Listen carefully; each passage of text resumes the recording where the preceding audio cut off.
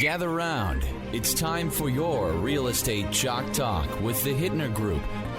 Listen closely as your coaches discuss the culture, the economy, and the political scene, and how it affects your home and your real estate investments. Real Estate Chalk Talk is where you learn the science of buying and selling real estate and the art of living in your home. Your education begins in 5, 4, 3, 2, 1. Hey, welcome to the program. This is your Real Estate Chalk Talk with the Hittner Group. HittnerGroup.com, Hittner Group. That's all one word, HittnerGroup.com, 612-627-8000. That's 612-627-8000. Give us a ring-a-ling-a-ling. Be happy to have a chat with you about your real estate needs. And, of course, that call is all with no cost and absolutely no obligation. Just want to hear your story and what we can do to help you. Okay, kind of the real estate roundup here. We got just a wonderful, wonderful market going on in 2025. I'm telling you, we got 5,500 homes on the market in the 7-county metropolitan area, down just about 400 houses from 2019 pre-COVID days. Pretty normal coming back. New pendant sales at 850, around normal-ish. That was about the same as a year ago, and just slightly down, about 11% down from pre-COVID times. So the flow, the pace is a little slower, and which is good. There's plenty to look at, a little bit more time to look at it, but days on market are less than in 2019. About 30 days on the market is the average for those new pendings. So if the house is nice and clean and ready to go, she'll sell in the first month, and off to the races you go. New solds closing about 641. That was 614 in 2019, so we're actually up a little bit from there. It's just a solid, rock-solid market. We're pretty doggone excited about 2025. So if you're thinking about making a move and you're wondering if you should wait, don't wait, because the good times are here. Don't wait 12 years. Don't wait 12 years. Keith and I were talking at coffee about it. Someone that he's been working with for 12 years. He's still waiting to pull the trigger. He could have doubled his money by now. That's not wrong. I have I want to tell you some real estate selling right now, because I got 3 properties I got to get off the market here. One of them is a lot. You have a lot for sale? I have a lot for sale. Where is it? 99 in Burnsville, $99,500. That sounds reasonable. 3/4 of an acre, and it's on a cul-de-sac. It's a little bit challenging in that it's heavily sloped, so you're going to have a front to back walk-in. So it's an upside down walkout is what it is. Where is that? Reverse walkout. It's on Lakeville, Burnsville? 13623 Sunset Hill Drive, right over on the Savage, on the Burnsville. Savage side. Yeah. Interesting. Yeah, nice lot though. Is that up on that top, like? You should see the views. Yeah. From there, and the homes so around that overlooks Sunset Pond, then probably from that spot. Yeah, in fact, when you're standing up off on the lot, you've got a wonderful view of the downtown and the river valley. Nice. It's gorgeous, and $1 million houses around it. So I mean, it's pretty special for just $99,000, cheap, because they're so cheap it's almost free. So cheap it's almost free. I got another one here. 3690 Birch Pond Place in Eagan on the market. Now, this is a luxury ranch in the exclusive Black Hawk Hills neighborhood. Unparalleled elegance, craftsmanship, in the stunning ranch-style home in Egan's prestigious Black Hawk Hills neighborhood. Perfectly situated on a sprawling 1-acre home site. And full brick exterior, all 4 sides. Really pretty house. Landscaped to the nines. Landscaped absolutely to the nines, with the concrete edging all around. 4-car garage. $1 million house for $725. For $720. The lot across the street just sold for $350 or something. They're going to build a $1.2 million Rambler on that lot right across the street. So that's in Birch Pond Place in Eagan on the market. Check that out. Check that one out. And then another one, Johnny Cake Ridge Lane in Eagan. 1607 Johnny Cake Ridge Lane. Fresh paint. We just had Wow One Day Painting, and they're doing removing wallpaper. Radio show sponsor. Doing removing wallpaper and painting. They've been in there all week long. It's coming on the market fresh. as we speak. That one is going to be on for $425, and it's really, really nice. Walkout, not a walkout, but it's a full basement, detached townhome, Rambler, main level master, whirlpool tub, separate shower, walk-in closet, granite countertops in the kitchen, stainless steel new appliances. Really a pretty house. So sweet. If you're looking for that detached townhome, it's really 2,200 square feet. Pretty good house on the market. We got another one coming on in Eagan, 2-story, $775,000, 5-bedroom, 4,200 square feet. Looks like go buy a Better Homes and Garden magazine and look at the pictures in there, because that's what this house looks like on the inside. Yeah, we have a similar one in Lakeville coming on, 6 1/4 in Lakeville, but it's a little over 4,000 square feet. Yeah. 5 beds, 5 bathrooms, 5 beds, 4 baths, 3-car garage. Very nice as well. 6 1/4 corner lot, decent size. On the market garage. or coming? Coming. It'll be by the time we're here. It's okay. It's there. It'll be on. Yep. And then north or south? It's Lakeville North. Okay. They redrew lines down there. Okay. If you're aware. Yeah. So they, it's Lakeville North for sure, but they redrew lines for middle schools. Okay. So that doesn't really matter, but they built a new school down there. Yeah. To take up some of that slack. Yeah, they had Kenwood was a school that was full, and so they built a second middle school, and then it moved some kids around. Either way, yeah, 6 1/4 in Lakeville, and then $399 in Apple Valley. That one's coming soon for this weekend, so it should be on the market, active. Nice place, renovated, 4 beds, 2 baths, 2-car garage for $399. It's a good price. Yeah, it is a good price.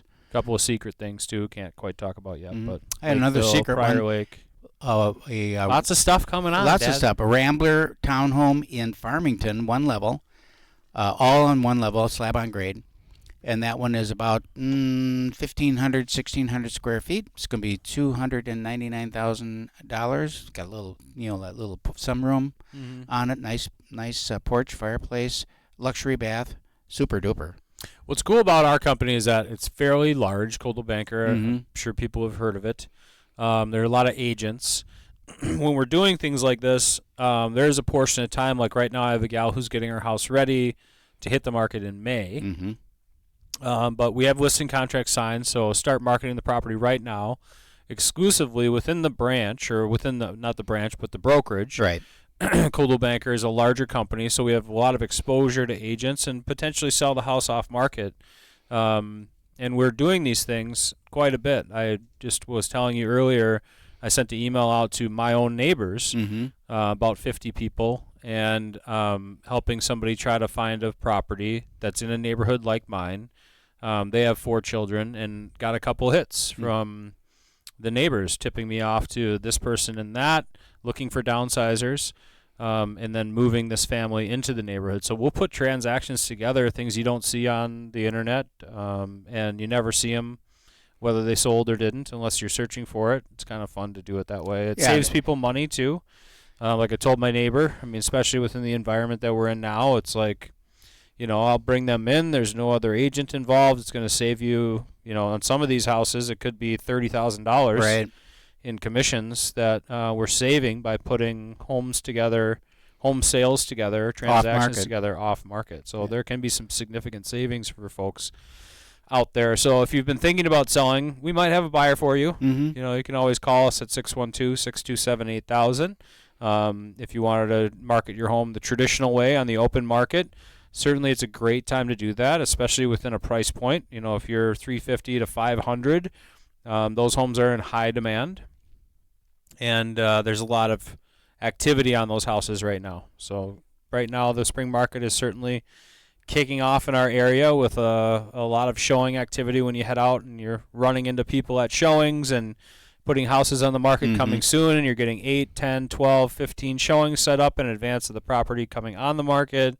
It's certainly the sign of spring, outside of just the weather being great too. So what's fun about doing that off market like that within the brokerage, and other agents will hear about it too, because everyone's networking all the time, and then all of a sudden you get a call from a Remax agent or from a Keller Williams agent say, I hear you have, and it gives you an opportunity, because many times for the seller, money is always important. So, it's always the price. But a lot of times it's not the money. Sometimes it's the closing date or the terms and some of that flexibility that when it's off market like that, you can have a nice, thoughtful conversation with both parties and really work it out so it's a win-win deal on both sides of the transaction. The seller gets everything that they deserve on their property in terms of price and terms, and the buyer gets an opportunity to get a property. Well, it's certainly one of the benefits of being with Coldwell Banker. I was in competition with about 5 other agents on a listing, and number 1, I was the best-looking agent in there. Well, and of course. And number 2, we have the opportunities for that collaboration with the Coldwell Banker agents in the brokerage. So. Give us a call at 612-627-8000 if you're thinking about buying and selling real estate this spring or further out. 612-627-8000 or visit hittnergroup.com, and we'll be right back. Hey, welcome back. Thanks for sticking around. This is Your Real Estate Chalk Talk with the Hittner Group, 612-627-8000, hittnergroup.com, Hittner group.com. Check it out. Go to the website there. Got a blog site on there. Give you a little insight on some tips and tricks on real estate, and you can do your home searches there. Set up a save search or whatever you want to do. We got all the cool stuff on the site. Jeff Lane's in the studio. Innovative Basement. Give us a little. First of all, just give us a rundown on what the company does and what you're talking about. Innovative Basement Authority is by far the leading foundation repair company in the Midwest. Okay. Our specialty is foundation repair, basement waterproofing, and concrete lifting, leveling, stabilizing. Concrete lifting, leveling, stabilizing. Talk about the waterproofing now, because we got water flowing in. We had it's that time of year. It's that time of the year. It is that time of year. We have a friend of ours who was posting on Facebook yesterday because of the flood. The pond is approaching the house. A lot of sump pumps are running and recirculating the water from the ground back down into the pump, and just kind of goes around, and some of that works its way into the basement. In many cases, how if I have a constant wet basement scenario, I mean, do you dig the whole foundation out down to the footings, or how do you get rid of it? Well, throughout time they've developed a number of different solutions for mitigating water from the foundation. In the Midwest, you're always going to, at some point, have water intrusion in your basement. The earth isn't made for us to dig a hole in it and build a structure inside it. It's a hole in the ground, and water seeks its own level. So yep, it's what they call the clay bowl effect, right? You're basically building a swimming pool to put your foundation in. Right. So water is always at the foundation trying to work its way in. Once it gets in, that's your last warning sign. Okay. That you need to do something. Okay.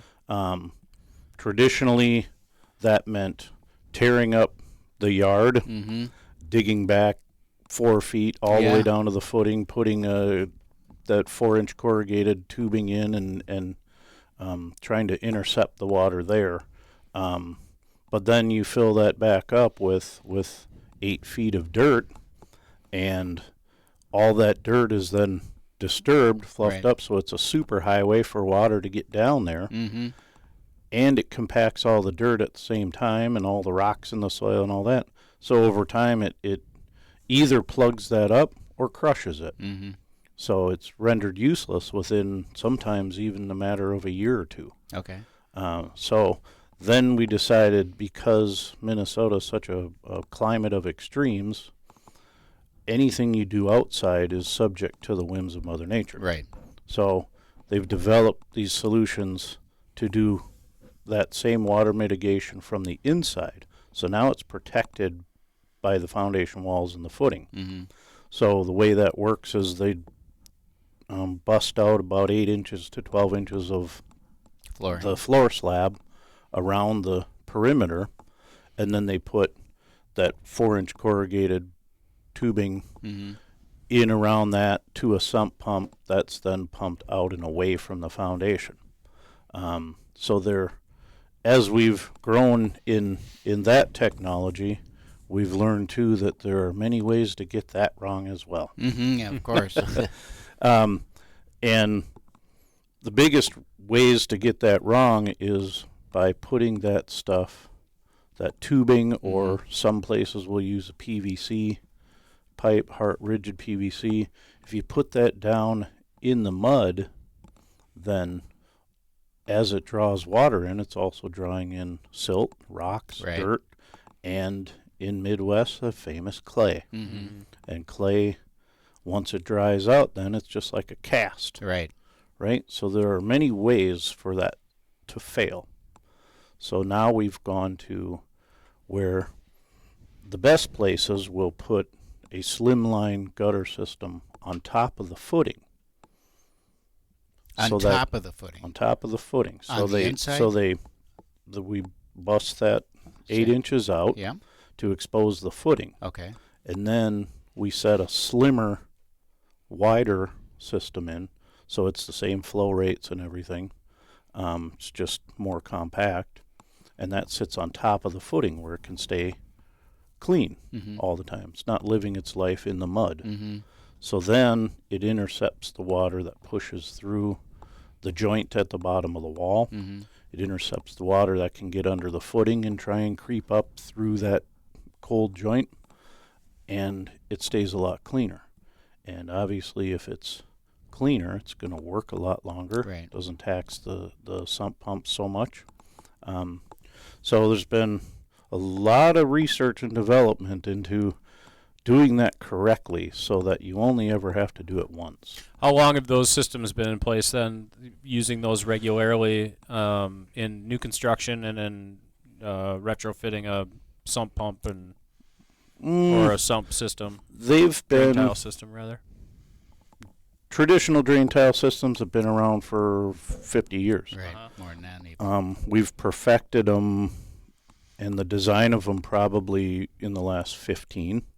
So for 15 years now has kind of been when we've learned to really do it right, so that we can guarantee you only have to do it once. So do you guys find yourselves going in then some of these older systems that have failed and repairing those, tearing those out and redoing them?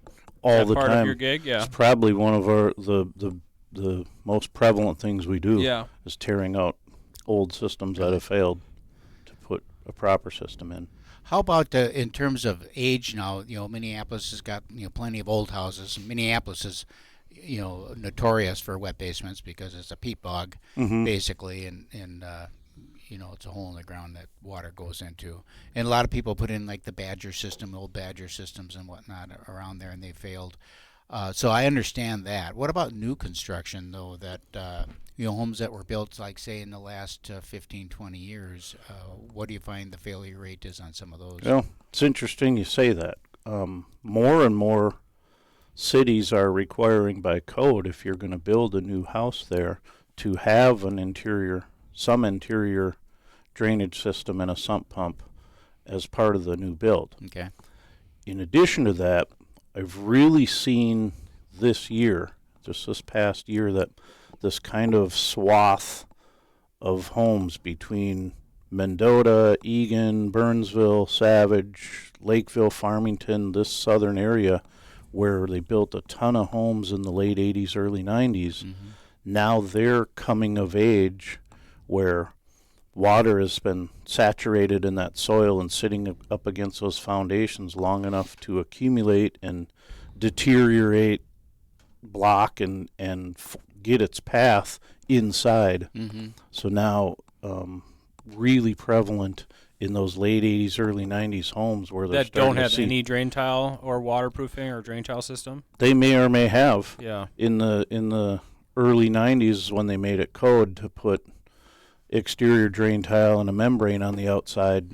But again, it's bound to fail. Coming of age, and that they're bound to fail anyway, and now we're seeing that they are starting to fail. So when you when you open it up and you're looking and you see some deterioration, footing deterioration and lower block deterioration, what do you address that? Do you repair that, or how do you address?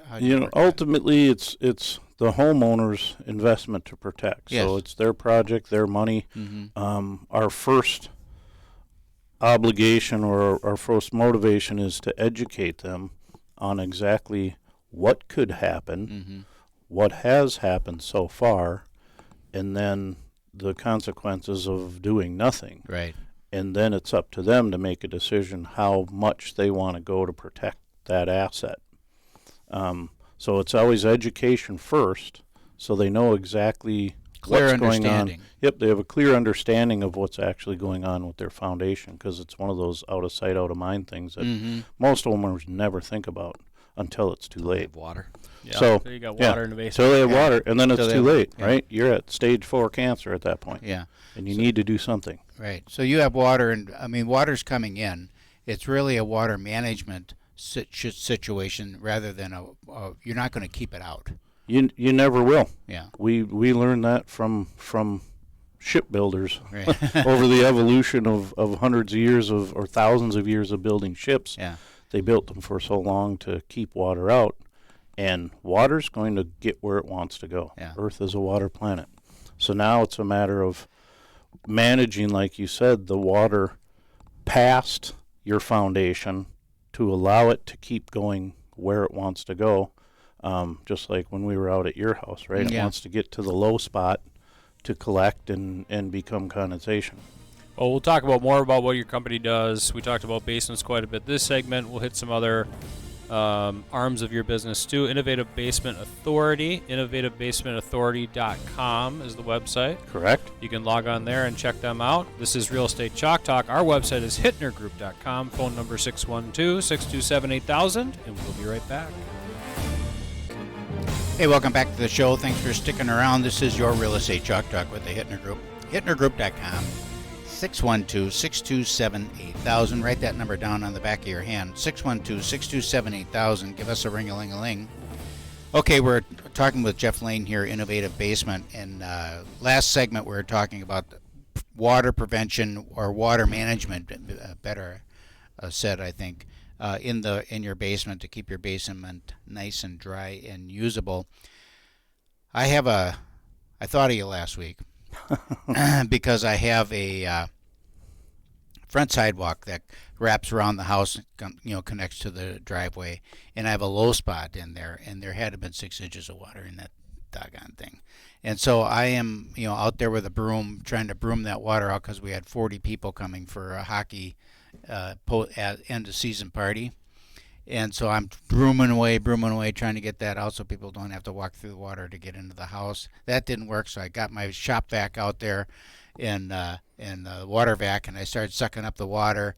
And after emptying it like 4 times, cutting my finger, I realized that I had a river coming from the front yard into that low spot, and I could have that pump running for a week and not get rid of the water. So I'm thinking I should have you come out there and just raise that up so that it doesn't collect in there. How much? Because there was like 4 inches of standing water in there. How high can you raise and adjust a sidewalk or like that to make it effective? Is there a limit? Not really. Okay. Obviously, if you raise it on a sidewalk or something or driveway, if you raise it too high and it's above the grade around it, then you're going to have foam coming out the sides and things like that. But as far as filling voids in soil, which we know the earth is kind of Swiss cheese underneath us, filling voids in soil, it doesn't really matter how big that void is. It can be filled with polyurethane foam until the point where we get things lifted exactly where we need them to be. That's You just have to re-landscape around it. well, it would actually wouldn't be bad if it did come up a little bit around it like that. I should have just come out and look at it. You did my patio in the back last year, and it was a pleasure just shoveling it this this winter when I had little snow, because we had such little snow. So Yeah, I was always out there. couple times you're out there. Always out there with a shovel. Saved your shoulder and your gut. Yeah. And it was just like, oh my, this is so great. There's only one spot, which is actually a slab that you didn't do anything with, that I would hit it a couple of times. Call me. Yeah, exactly. I forgot what I was. Oh, you were talking about filling voids. So when you left, I was walking out in the yard, and this was like, 10 feet out in the yard, and here's some foam.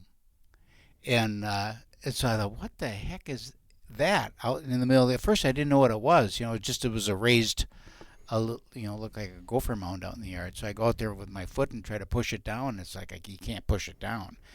And so your man was still there because he was working.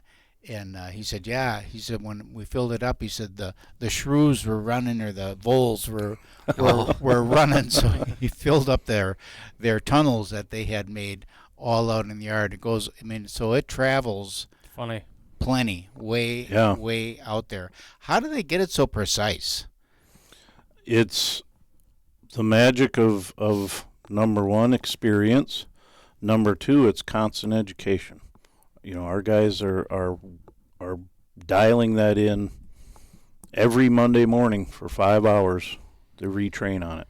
So it's constant retraining to make sure that they've got the eye, they've got the patience to monitor it and watch it. So it's education and expertise, which is what you want from a company doing that, right? Because if it gets too high, you can't put it back down. You're working with a client of ours right now, working on their garage. So that's like an interior space. We've seen it all. You go into somebody's garage and there's cracked, and you can tell it's sunken, and instead of shedding water out the door like it's supposed to, now it's collecting it inside the garage, which is just going to deteriorate that concrete. All in all, kind of walk us through the process now of the bid, the estimation, and the installation. Sure. So that was a really interesting one, because when I saw the slab of concrete in their garage that was sunk and how much it was sunk, and then with talking with the homeowner, they had the front stoop mud jacked at one point as well, as a kind of a stopgap measure, and seeing where both of those things are on the property led me to notice that there had to be just a swath across that part of the property where there were voids in the soil. So then I started to think, well, man, I hope the foundation isn't sunk in that area. So I got my lasers out, checked the foundation, and good news for Amy was that the foundation is still sound, that it was just the concrete that was settling. So we measured all out, exactly where the sunken parts are. We note and benchmark how sunk they are. From there, we draw a CAD drawing of exactly the layout of everything, so it's all illustrated, where the low spots are, where they slope, where water will infiltrate because of that. All of those things are in a CAD drawing, which makes it really easy to visualize from that. Okay, this makes sense exactly why this happened and how we need to fix it. You determine your penetration points then at that time as well, or? That actually, once we bid the job and the customer signs off to have it done, then we get together with our production crew and the actual guys that are going to go do it, and then we do what's called a recon, where we all sit together and talk about exactly how that's going to go, where what needs to be lifted and stabilized, how much, and then they'll determine their penetration points at that point. Okay. And those penetration points are literally the size of a dime. You have to look really hard cool. to see. That, I was really happy in that there was not much scarring out there in the patio at all. You can't really tell where it is. You have to look for them. Yeah, they color match them and add sand into the, not beach sand or anything. It's special sand. Ignorant question, but what exactly are you pumping down there to bring it up? It's spray polyurethane foam. Okay. It's just a super high density closed cell foam. So just like that great stuff gap filler around the windows and stuff, that's a closed cell foam, and in order to make it strong enough, like we use it, you can actually park jumbo jets on it. It's just a matter of getting those cells much more closed up and tighter. That makes a much stronger polyurethane foam. So goes in dry, packs everything down, then it will start to expand and lift and go out and fill all the holes that the voles have made, all that kind of stuff. And then once it starts to lift, then they're keeping a really watchful eye on it going from spot to spot to make sure it's dialed in. Is there a perfectly. bonding agent in there then? So it's bonding, or is then that still floating on top? Was the slab still floating on top of that stuff? No, it's there. Obviously, in all spray foam, there are bonding agents, and I can't tell you exactly what bonding agents are there. There are bonding agents and VOCs in the chemical that they all will bond to the concrete. And to the whatever's underneath Yep, it. and to whatever's underneath it and whatever's around it to stabilize everything. Within 15 seconds, those gases react and they become completely inert from that point That's forward. because I was wondering how in the heck, if it's an expanding Yeah, if it foam. doesn't like keep expanding. Yeah, I was like, Right. wow, okay, it's good now. Put a but you little come- in. Put a little more in. Yeah. Yeah. Too much. Yeah. So, yeah, within 15 seconds, they become completely inert. And then from that point forward, It's stable. it's stable. It'll be there 10,000 years if you want it to be. But it's EPA certified and environmentally friendly from that point forward. Well, I know that it's really something to watch him do it because he was like an artist out there, and it's not a fast process. Nope. I mean, they had a big truck out, with the pumps and the juice in there, and then he's like dancing from place, to spot. yeah, from spot to spot, and watching it, and he's got his level out there, and it's pretty fun. I was really happy with the results. So, and it's different than a mud jack or a sand jack. Yes. I think is what is the really important to note. Yeah, with sand jacking or mud jacking, you're just introducing another element to compromise soil that's already been compromised. Yeah. So, yes, it will lift the concrete Temporarily. but you've just traded one problem for another, and Yeah. that concrete's going to sink again Yep. soon. That's why you never get a warranty with it. Yeah. That's why they got to call you, innovativebasementauthority.com. So call me, innovativebasementauthority.com. Call me personally, Jeff Lane, 612-599-0640. Thanks for coming in, Jeff. We appreciate it. We'll be back with the money segment. Jared Hanowski from Hey. Home Depot in the studio today. Back with more from him with the money segment. This is Real Estate Chalk Talk. Log on to our website, hittnergroup.com, HITTNER group.com, and we'll be right back.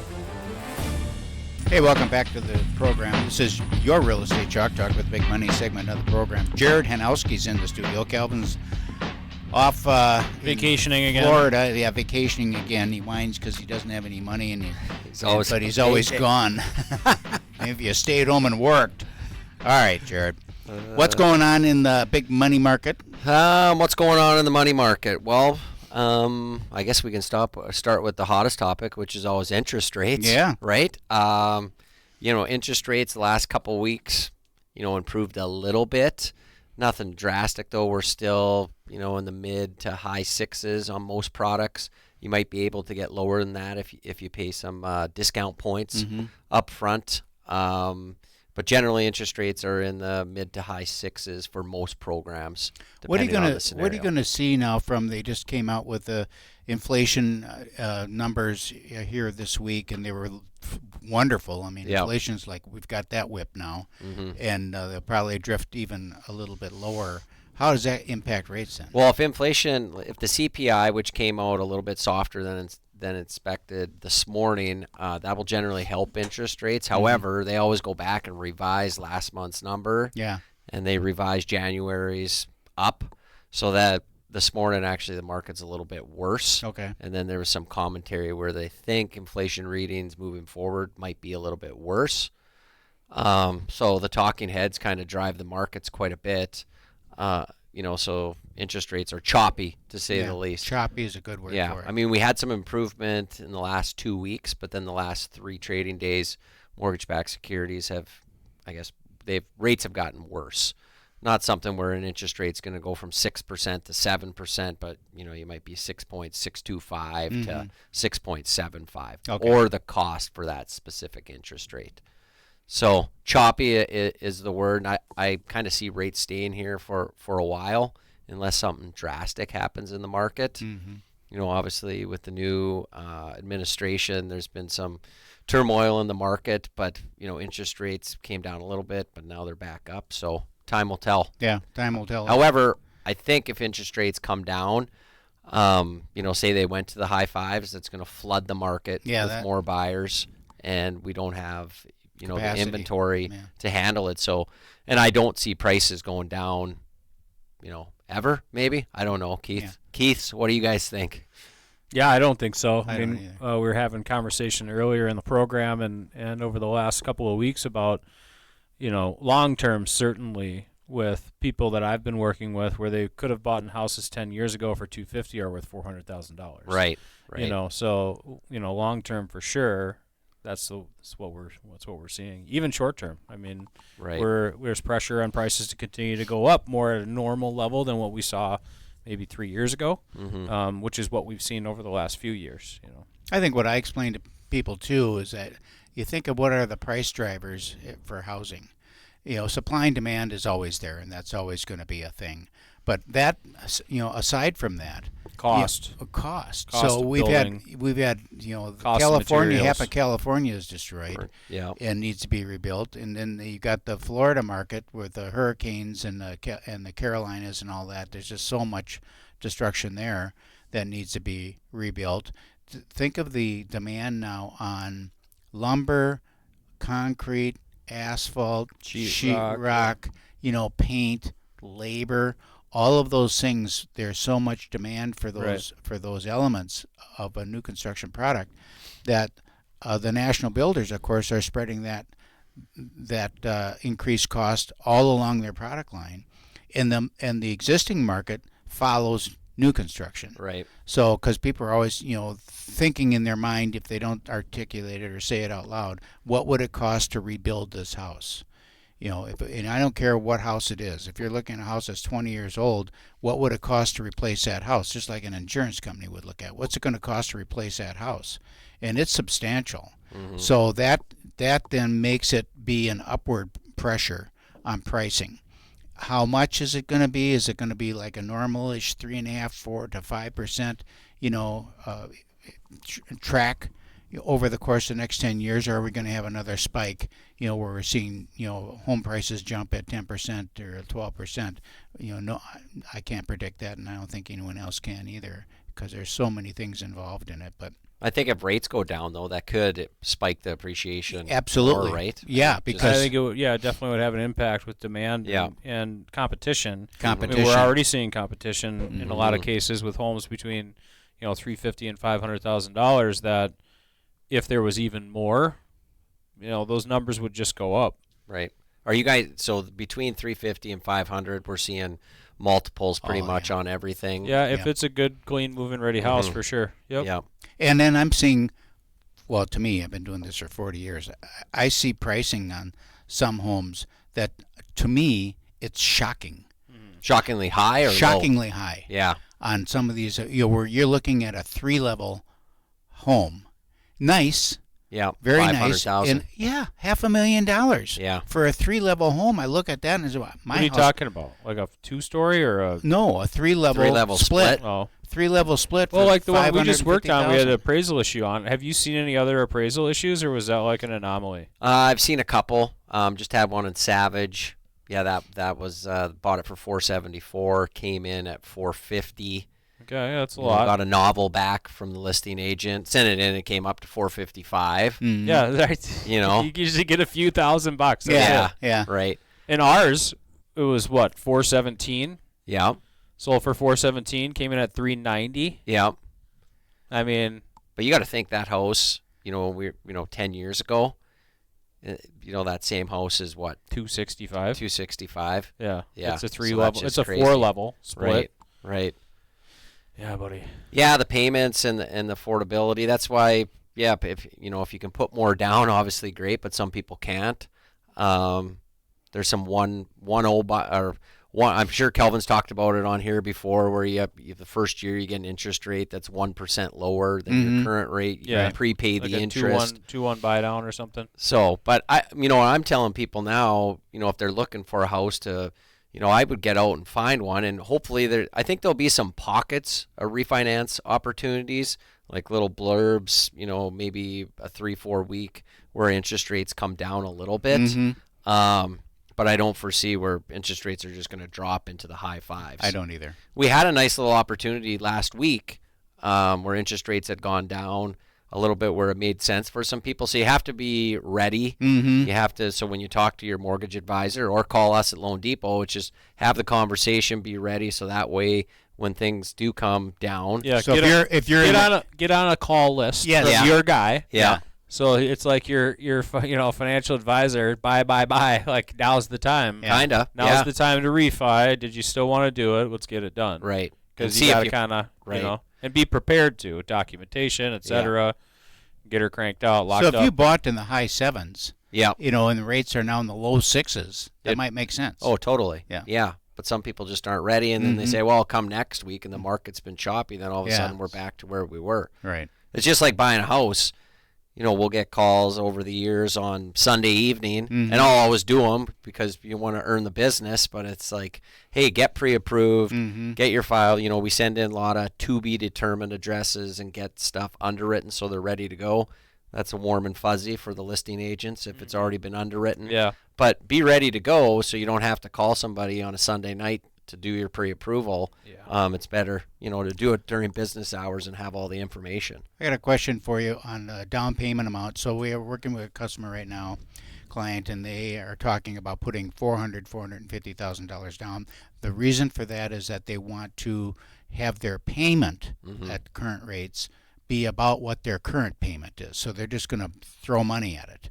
What's the wisdom there between $450,000 or $500,000 into a project versus just buying the rate down? Is there, how do you measure the? Yeah, I'd probably be a little bit shocked by, because you can only charge so much on an interest rate. There's high cost limits. Okay. So I don't know if they borrowed the higher amount, if they would be able to buy the interest rate down that far enough to get the payment. And people are probably just usually people are just more comfortable with the lower loan amount versus paying an obnoxious amount for points. And like I said, there's a high cost limit to buy. What's that mean, high cost limit? So there's only so much that a mortgage company can charge to buy down an interest rate. So you can't pay like 6-7 points for an interest rate and buy 10. It's capped. There's a high cost test that each loan goes through. Okay. And we have to stay under that cap in order to. Then you start using that Is it cash different? to drop the principal then? Yeah, it depends on the loan, or it depends on the size of the loan. Okay. On the amount that you could charge. All right. There's a whole calculation that goes into it. But so you can't charge somebody like 20 points, to buy an interest rate down if they wanted to. Okay. Which would be in that case where they would bring like $100,000 to buy the interest right rate down. So that's not even an option to right. them then. Okay. Right. All right. So generally, what does a point or two get you?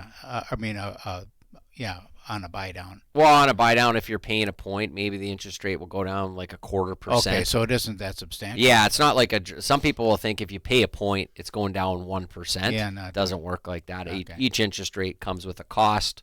It kind of works on a scale. The lower the interest rate, the more it costs, and the higher, the less it costs. Give us your number, Jared. My number is 612-432-2252. Call Jared for all your mortgage needs. This is Real Estate Chalk Talk. We'll see you next week.